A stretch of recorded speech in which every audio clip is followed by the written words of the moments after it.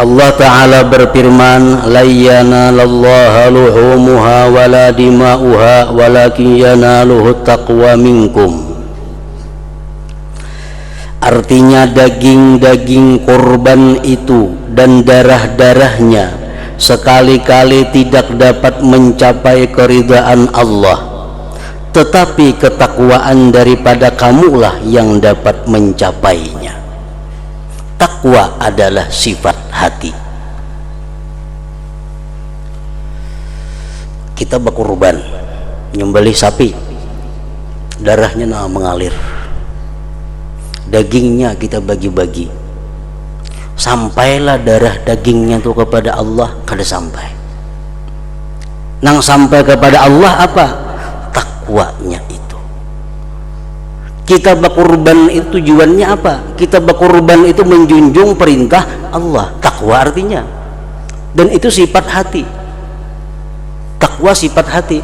Jadi yang sampai kepada Allah bukan daging kurbannya, bukan darahnya, kulitnya. Yang sampai kepada Allah hanya sifat hati, ketakwaannya. Niat kita berkurban itulah yang sampai kepada Allah.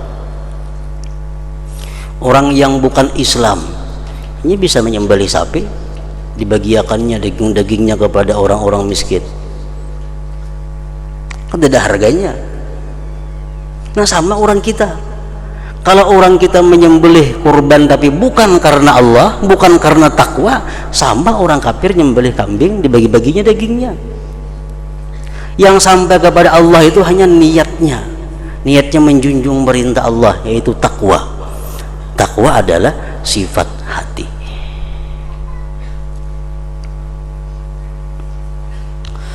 Maka dari segi ini wajib dengan pasti bahwa adalah amal perbuatan hati secara jumlah lebih afdal daripada gerakan-gerakan anggota badan. Di Madinah ada orang muslim mukmin, ada orang munafik. Orang munafik sembahyang ke masjid, Jumat ke masjid.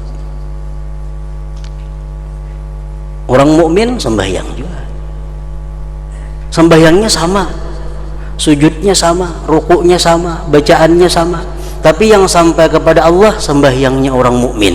Kenapa? Karena orang mukmin itu sembahyang adalah niatnya takwa. Sedangkan orang munafik niatnya sembahyang apa? Menjaga keselamatan dirinya daripada ancaman hukuman dunia.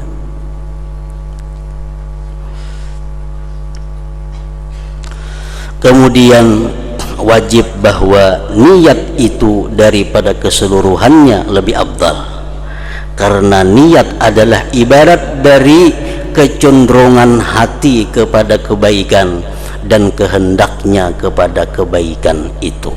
Nah, pengertian niat itu Jisuddin adalah keinginan hati kepada kebaikan dan kehendaknya kepada kebaikan itu. Tujuan kami dari amal perbuatan dengan anggota badan adalah bahwa hati membiasakan kehendak kebaikan agar si hati kosong dari nafsu syahwat keduniaan dan ia terjun kepada zikir dan fikir.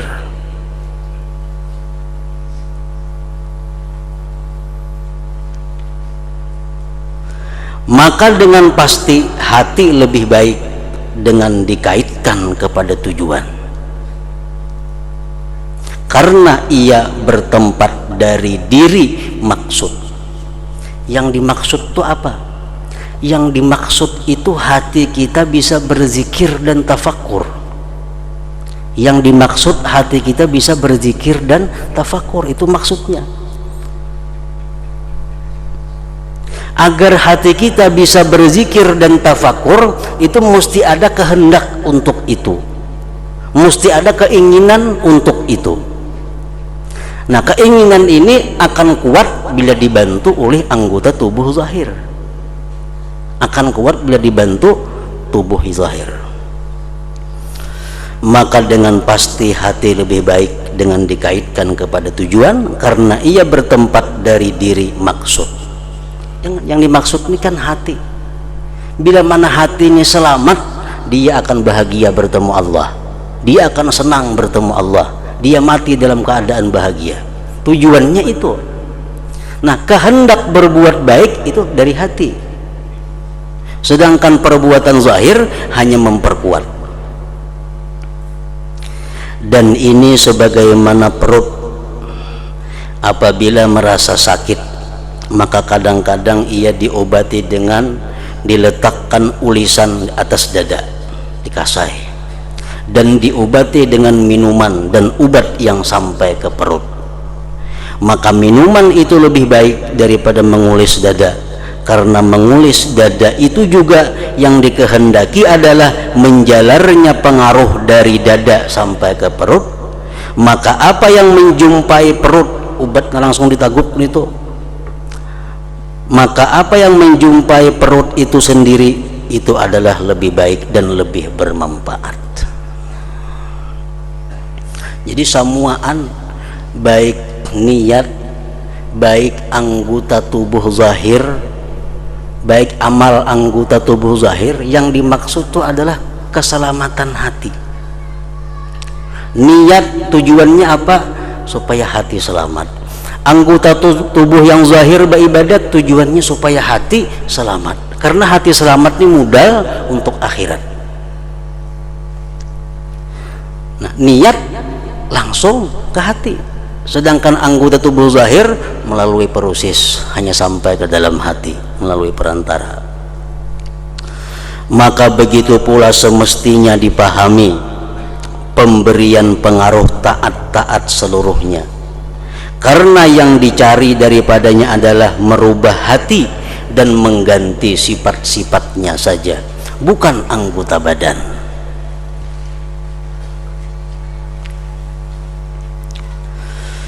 Maka janganlah kamu menyangka bahwa pada meletakkan dahi di atas bumi ada maksud dari segi bahwa itu mengumpulkan antara dahi dan bumi.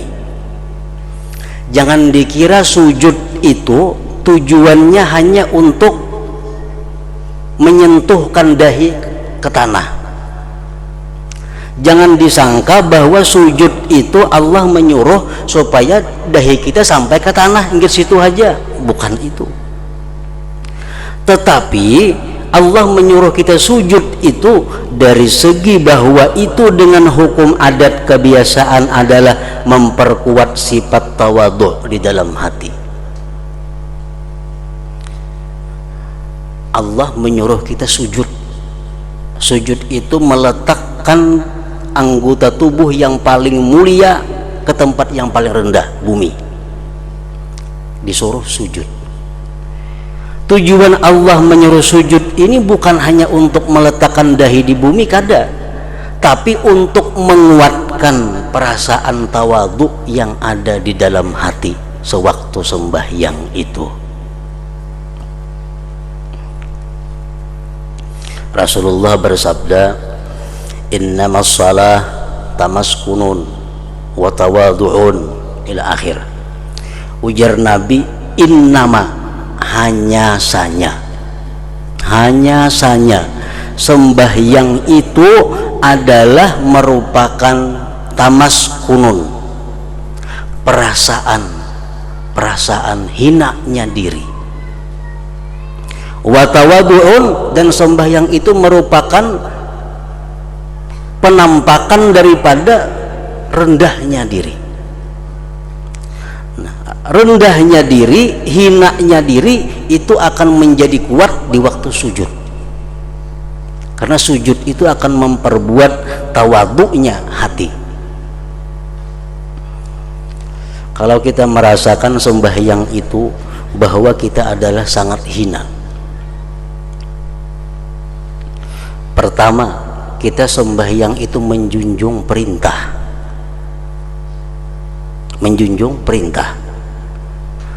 Di situ kita sudah hina. Kenapa? Karena kita orang yang diperintah. Orang yang diperintah itu pasti hina. makanya diperintah.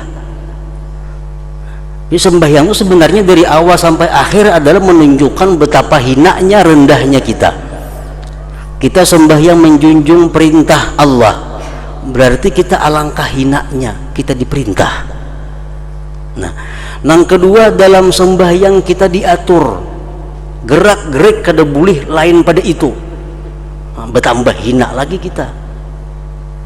Dalam sembahyang kita kada boleh membaca sembarang apa nang dibaca selain nang diatur. Dalam sembahyang kita kada boleh memandang kepada apapun selain memandang kepada yang diatur. Nah, jadi sembahyang itu artinya apa? Diri kita sangat hina. Nah, mestinya sembahyang itu ada perasaan itu. Perasaan itu. Coba kita misal diperintahkan orang, ikam masuk penjara, hina kita. Begitu masuk kita ke penjara, diandak dalam kamar nang halus bebaya kau bergerak, sangat hina lagi. Nah, kayak itulah sembahyang. Kita diperintah sembahyang, diperintah bergerak sedemikian rupa, berkata sedemikian rupa, berarti kita alangkah hinanya waktu sembahyang itu.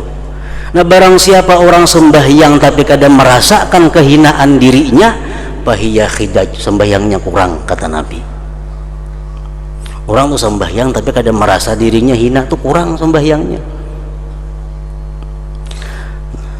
Jadi sembahyang itu adalah kumpulan, tumpukan kehinaan manusia.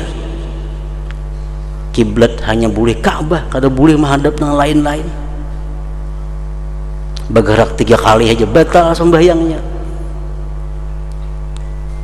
Nah, jadi perasaan hina yang ada di dalam hati kita waktu sembahyang itu diperkuat dengan sujud, karena sujud itulah merupakan puncak daripada kehinaan seorang hamba, seorang manusia.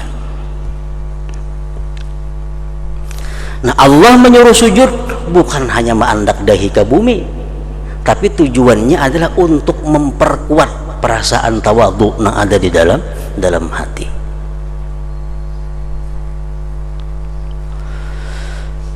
Sesungguhnya barang siapa mendapatkan pada dirinya sifat tawadhu, maka apabila ia merasa tenang dengan anggota badannya dan menggambarkannya dengan bentuk tawadhu, niscaya semakin kuat tawadhunya. Semakin kuat tawadhunya. Contohnya lagi, dan barang siapa mendapatkan pada hatinya balas kasihan kepada anak yatim. Dalam hati kita, di hadapan kita ada anak yatim piatu atau anak yatim biasa. Kalau kita kasihan dengan anak yatim itu, hati kita ini maras lawan anak yatim itu.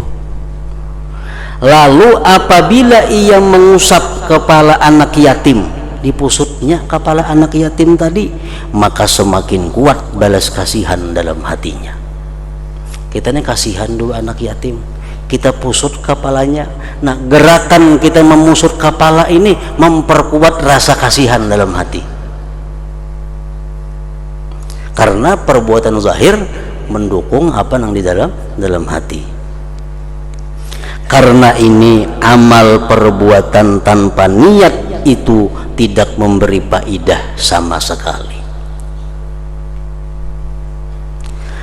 Karena barang siapa mengusap kepala anak yatim sedang ia lalai atau menyangka bahwa ia mengusap pakaian, maka tidak tersebar dari anggota badannya bekas kepada hatinya untuk menguatkan balas kasihan.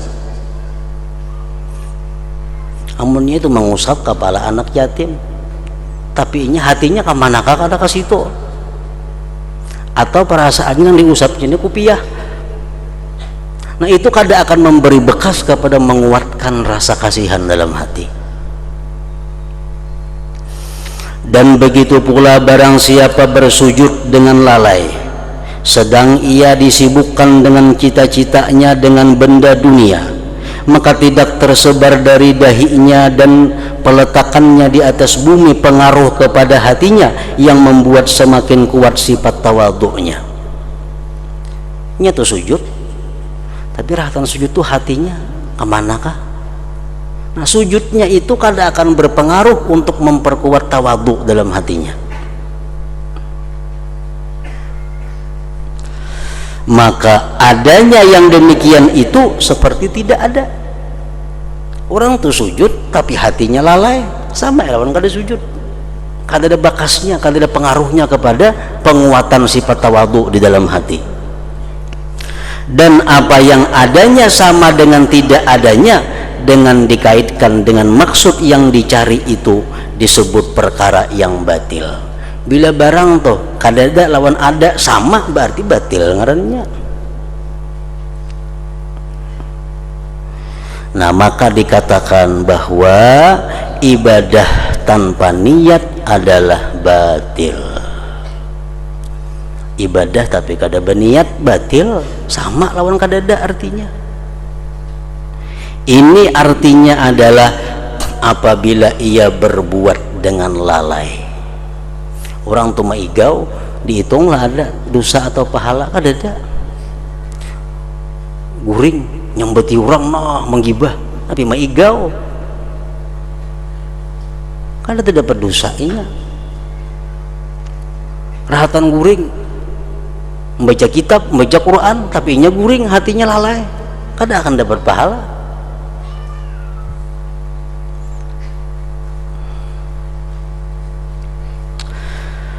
Lalu apabila ia maksudkan dengan perbuatan itu riya atau mengagungkan orang lain, inya nih sujud lalai, itu nol, sama lawan kada sujud. Ini sujud cuma riya. Nah, sujud cuma riya, maka tidaklah adanya itu seperti tidak adanya, bahkan ia menambah kejelikan padanya. Jadi ada 3 jenis sujud. Satu, sujud yang hadir hatinya, itu menambah sifat tawadhu dalam hatinya. Ada sujud nang lalai, nol, sama lawan kada sujud. Ada orang sujud cuma riya, itu akan menambah kejelikan dalam hatinya, karena ia tidak menguatkan sifat yang dituntut penguatannya, bahkan ia menguatkan sifat yang dituntut mencegahnya, yaitu sifat riya, di mana ia adalah dari kecenderungan kepada dunia. Maka inilah segi adanya niat itu lebih baik daripada amal perbuatan. Dan dengan inilah pula diketahui arti sabda Rasulullah sallallahu alaihi wasallam, man hamma bihasanatin falam ya'malha kutibat lahu hasanah.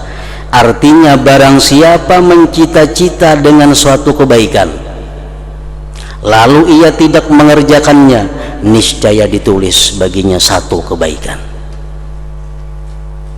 Kenapa ditulis? Karena cita-cita hati adalah kecenderungan kepada kebaikan.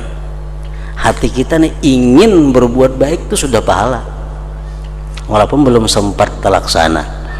Karena cita-cita hati adalah kecenderungan kepada kebaikan dan berpaling dari hawa nafsu dan cinta dunia, dan itulah adalah puncak kebaikan. Dan hanya saja penyempurnaan dengan amal perbuatan itu menambah kebaikan semakin kuat.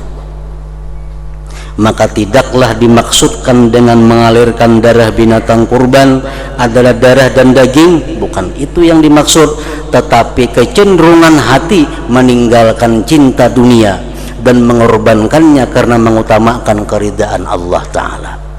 Ini tuh berkurban tadi bukan karena dagingnya, darahnya, tapi yang dinilai Tuhan adalah dia meninggalkan cinta dunia, mengeluarkan duit untuk dibelanjakan sapi, mengutamakan keridaan Allah Subhanahu wa Ta'ala.